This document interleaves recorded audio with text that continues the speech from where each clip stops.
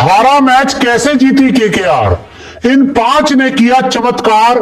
पहली टीम, जी हां, पहली टीम आईपीएल 2025 से हो गई बाहर।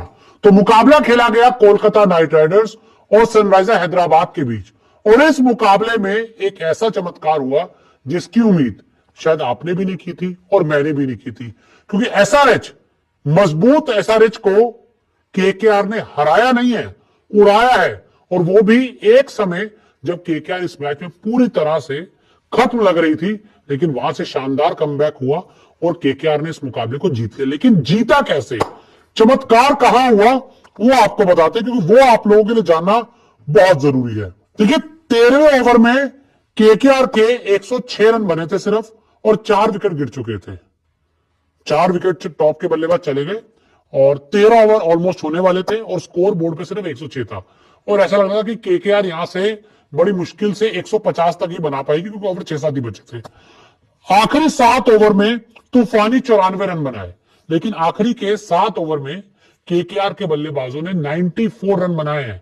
94, 42 गेंदों में।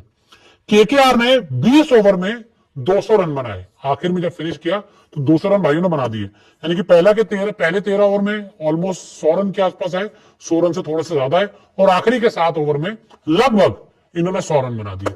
और यहीं से कोलकाता नाइट राइडर्स का इस मैच में जोरदार कमबैक हुआ। वेंकटेश अय्यर ने विस्फोटक 60 रन जोड़े। वेंकटेश अय्यर की तरफ से विस्फोटक पारी है जिसमें उन्होंने 7 रन बनाए। ये जो 5वें विकेट की साझेदारी हुई, बहुत इंपॉर्टेंट थी, वेंकटेश अय्यर और रिंकू सिंह की। और रिंकू सिंह ने ताबड़तोड़ 32 रन नाबाद बनाए।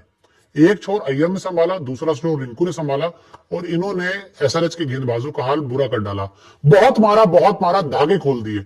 सोचे ना, 13 ओवर में 106 से 20 ओवर में 200 बना दिए, तो कुछ ना कुछ तो बढ़िया परफॉर्मेंस किया होगा ना।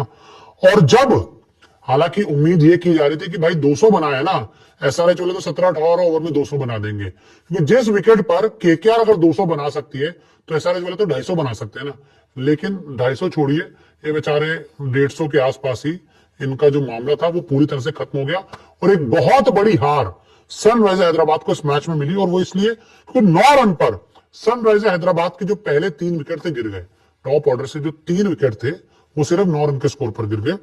अभिषेक शर्मा, ट्रेविस हेड और ईशान किशन तीनों फेल हुए।